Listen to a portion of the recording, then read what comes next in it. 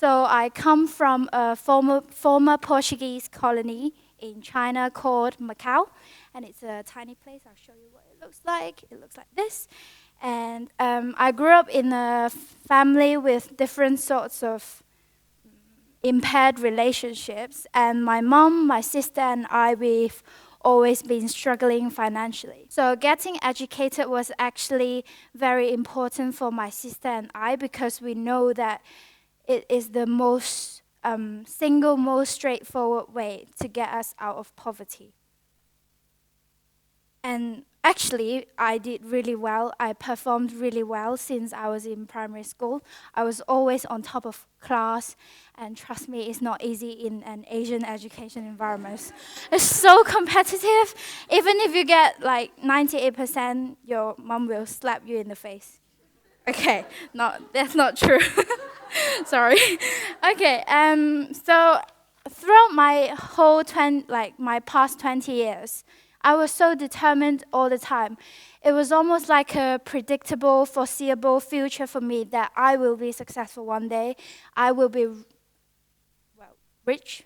At least I know I will change the life of my family. And in the meantime, there is also a trend in Macau. I'll show you another photo of Macau. So many people. Okay, there's also a trend in Macau that the rich kids, they will go to universities abroad, like in the UK, USA, or like Australia, and get a nice little certificate from the university, and then become great. And then whereas the not so rich kids, they will still go to university, but in nearby countries like Taiwan, Hong Kong, or even stay in Macau. But basically the trend goes that we are the first generation to be expected to go to university. I, of course, belong to the not-so-rich kids category. So the original plan was actually going to Taiwan and study journalism. But when I graduated year 11 in Macau, I knew that my English is quite good, I guess. And I thought that I would perform so much better in a more open-minded education system. And I really liked the UK, and I really wanted to come. But of course, my family couldn't afford me to come over. But due to my rather stubbornness, people call me determined, but actually I know I was just being stubborn. So I got a sponsorship to come to the UK and study my A-levels here. So I went to Ipswich in Suffolk and did my A-levels. The 2 years of my A-levels wasn't too good because I lived with the host family who kind of fed me bran flakes almost the whole 2 years of my life. Those 2 years of my life, and now I've developed a phobia of bran flakes. So yeah, don't mention bran flakes to me. But anyway, I worked part-time. I ate bran flakes all the time, but I still managed to achieve really, really good grades at A-levels. Then in 2012, I was one step closer to my dream. I was admitted to read human geography at Durham University. But then life wasn't so kind to me. I don't know why. 4 weeks into the start of my freshman year in October 2012, my sponsorship was suddenly withdrawn, and I had to leave university. Suddenly, it was something quite out of my control, and I couldn't do anything about it. Luckily, I was able to secure private loan to continue my first year at Durham University, which also allowed me time to look for an alternative sponsorship source. Another picture, Durham. I went through one of the most difficult years of my life. I tried every single possible way to look for an alternative sponsorship, but believe me, it's not easy to get 30 grand from a stranger. Okay. So in the end, I ended up withdrawing from Durham University, and then in October 2013, I moved to London, and now I'm a waitress in London, which is kind of random. Okay. Yet, despite a series of unfortunate events throughout my 21-year life, I was able to find peace in myself through taking photographs. Durham again. Durham. I'm not at all a professional photographer, but I do take quite a lot of photos. I like the idea of possessing the ability to capture a moment and turn it into eternity. This is Durham as well, actually. Also, since I'm not a big fan of text, I like recording a still image to project my feelings onto it. This is my friend.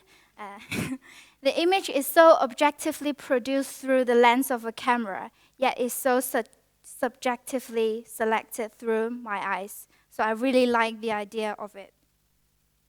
However, on a more subconscious level, gradually, photography becomes an attitude towards life. Having the ability to capture a moment is a reminder to myself that every now will indeed become a past, and every new now implies a new possibility. Photography makes me realize that every moment is so unique, and every other moment is holistically a new phenomenon. Does it make sense? I'm not trying to get too technical or deep or philosophical, but this is simply quite simple. Photography, basically, it reminds me that nothing stays the same. The world is inherently dynamic, and it is a tool for us to record this very temporary now, whilst recognizing that it is a moment that is no longer real. It reminds me to focus on nothing else but the present. This is the horse thing we walk past when we go to lecture in Durham. It's on the hill. Okay. It is of course undeniable that the past and the future is also linked to the present. But the problem is we often focus too much about what has happened to us and whatever that will happen to us, and then we forget about thinking about the present. Thinking too much about the past and the future eventually tires us out to become like the puppets of time, that we forgot that we are like now here. It is very important to remember that we can think, we can ponder about the past, and we can worry about the future, but actually it is only the present that we live in. If we truly understand this importance of being here now, giving it more credit that it deserves, we will realize the meaning of this very cliche phrase that nothing matters after all.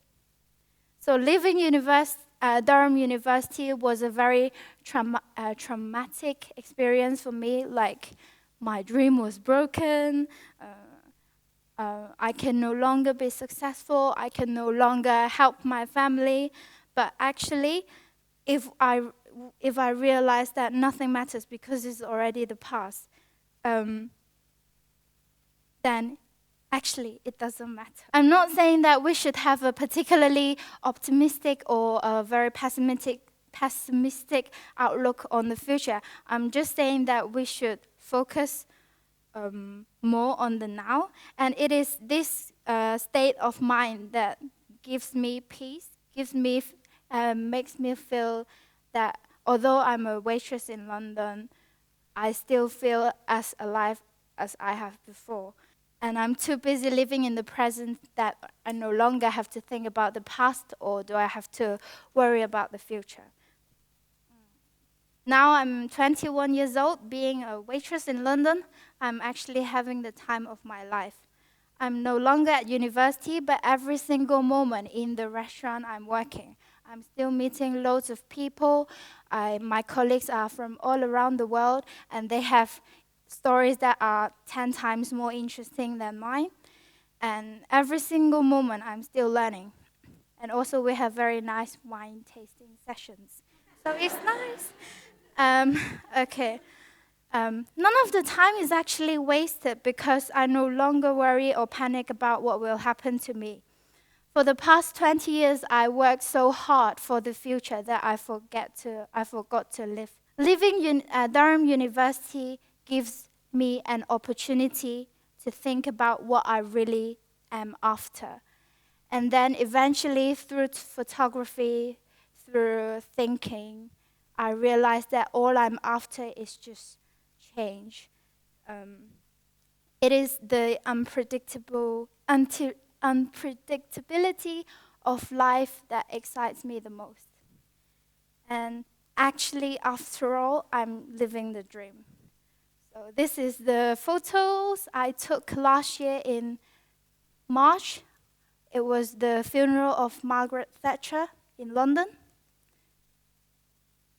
And 3 days before that, there was a protest about her as well. And some more photos. A couple dancing in Durham Market Hall. I like taking photos of people. And there's a quote because I don't have any ability to produce profound quotes yet. So I'm just gonna use him. To hell with tomorrow, to hell with problems and barriers. Nothing matters but the spectacular now. It's by Tim Thorpe in his novel. This is my dog. Protest in Macau. That's it. Durham, sunset in Durham. Thank you very much.